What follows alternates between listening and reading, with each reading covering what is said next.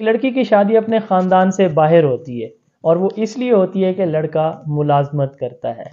شادی کے کچھ عرصہ کے بعد اس کی چھٹیاں جیسے ہی ختم ہوتی ہیں وہ ملازمت پہ واپس چلا جاتا ہے۔ اب اس گھر کے اندر صرف دو خواتین ہی رہتی ہیں، ایک اس لڑکے کی والدہ اور ایک اس کی بیوی، یعنی ساس اور بہو، دو خواتین صرف گھر کے اندر رہتی ہیں۔ کچھ عرصہ ساس اور بہو کا آپس میں پیار محبت بھرا یہ رشتہ قائم رہتا ہے، اور آہستہ آہستہ وقت گزرنے کے ساتھ ساتھ ان کے درمیان اختلافات ہونا شروع ہو جاتے ہیں۔ پھر یہ اختلافات بڑھنے لگ جاتے ہیں۔ بیوی اپنی جگہ پہ اپنے شوہر کو اپنی ساس کی شکایات کرتی ہے، اور ساس اپنی جگہ پہ اپنی بہو کی شکایات اپنے بیٹے کو کرنے لگ جاتی ہے۔ بہرحال یہ سلسلہ مزید بڑھتا چلا جاتا ہے۔ ایک دن لڑکی اپنے میکے آتی ہے۔ اس لڑکی کا والد بھی فوت ہو چکا ہوتا ہے۔ یہ اپنے میکے آنے کے بعد پہلا پلان یہی کرتی ہے کہ یہ اپنے والد کے دوست، جو کہ ایک بہت پرانے اور بہت تجربہ کار حکیم تھے، ان کے پاس جائے گی۔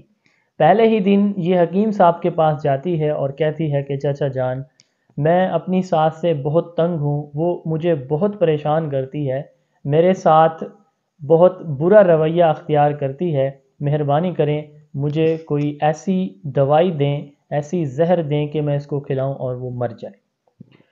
وہ حکیم اس کے والد کا دوست ہوتا ہے، وہ کہتا ہے کہ بیٹا آپ کو میں دوائی ضرور دے رہا ہوں، اور یہ زہر آپ اس کو جب دیں گی تو یقیناً وہ تو مر جائے گی، اس کے لیے آپ کو ایک حکمت عملی اختیار کرنا پڑے گی۔ وہ حکمت عملی اس نے کہا کہ یہ ہے کہ آپ کم از کم 3 مہینے اس کے ساتھ بہترین برتاؤ کریں۔ میں جو زہر آپ کو دے رہا ہوں اس کا اثر 3 مہینے کے بعد ہوگا، اور 3 مہینے کے بعد آپ کی ساس مر جائے گی۔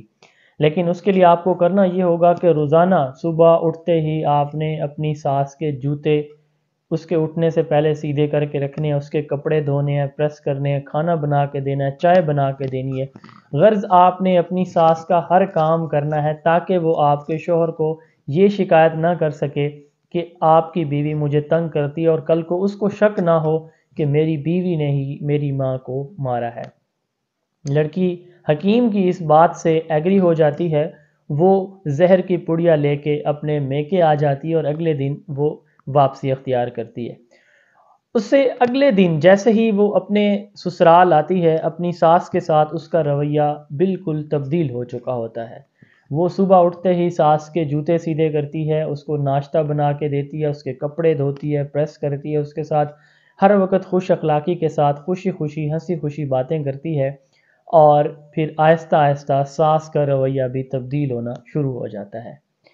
بات یہاں تک آ جاتی ہے کہ 1 مہینہ گزرتا ہے اور وہ لڑکی دوبارہ اپنے اسی حکیم چچا کے پاس پہنچ جاتی ہے۔ چچا حکیم اس سے پوچھتے ہیں بیٹا کیسے آنا ہوا، دوائی کھلا تو نہیں دی؟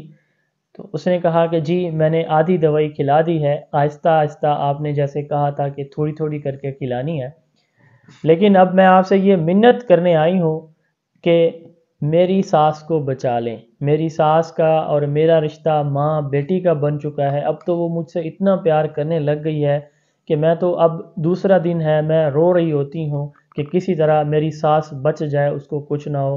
آپ خدا کے لیے کوئی ایسی دوائی دیں کہ پہلی دوائی کا اثر ختم ہو جائے، اس زہر کا اثر ختم ہو جائے۔ وہ حکیم چچا مسکرا کے کہتے ہیں کہ بیٹا میں نے جو آپ کو زہر دی تھی وہ زہر نہیں تھی، بلکہ وہ طاقت کا پاؤڈر تھا، سفوف تھا۔ زہر تو آپ کے اور آپ کی ساس کے دماغ کے اندر تھا۔ آپ کے ذہن کا جو زہر تھا اور اس کے جو ذہن کا زہر تھا وہ بڑھتا جا رہا تھا، اور اس زہر کو ختم کرنے کے لیے میں نے آپ سے یہی کہا تھا کہ آپ نے آج سے اپنی ساس کے ساتھ بہتر رویہ اختیار کرنا ہے۔ جب آپ نے اپنے ذہن سے اس زہر کو نکالا تو آپ کی ساس کے ذہن سے بھی وہ زہر باہر نکل گیا، آپ کی ساس کو کچھ نہیں ہوگا، بلکہ اس کے پٹھوں کے لیے وہ جو سفوف تھا وہ بہترین ثابت ہوگا۔ ہمارے کتنے خاندان ایسے ہیں جو اس وجہ سے اجڑ جاتے ہیں کہ ساس اور بہو کی آپس میں نہیں بنتی۔ میں یہ نہیں کہہ رہا کہ کہیں پہ ساس کا قصور ہوتا ہے، کہیں پہ بہو کا قصور ہوتا ہے، دونوں ہی قصوروار ہوتی ہیں۔ ہمارے گھروں کی لڑائیاں خاندانوں کی جدائیوں کا باعث بنتی ہیں۔ اللہ تعالی ہمارے خاندانوں کو سلامت رکھے، کوشش کریں اپنا دل دوسروں کے لیے صاف رکھیں۔ جو اپنے دل کے اندر کسی کے بارے بغض، حسد، کینہ نہیں رکھتا، اس کے لیے بہت بڑے انعامات ہیں۔ اللہ تعالیٰ لوگوں کے دلوں میں بھی اس بندے کی محبت ڈال دیتا ہے جو اپنے دلوں میں دوسروں کی محبت رکھتا ہے۔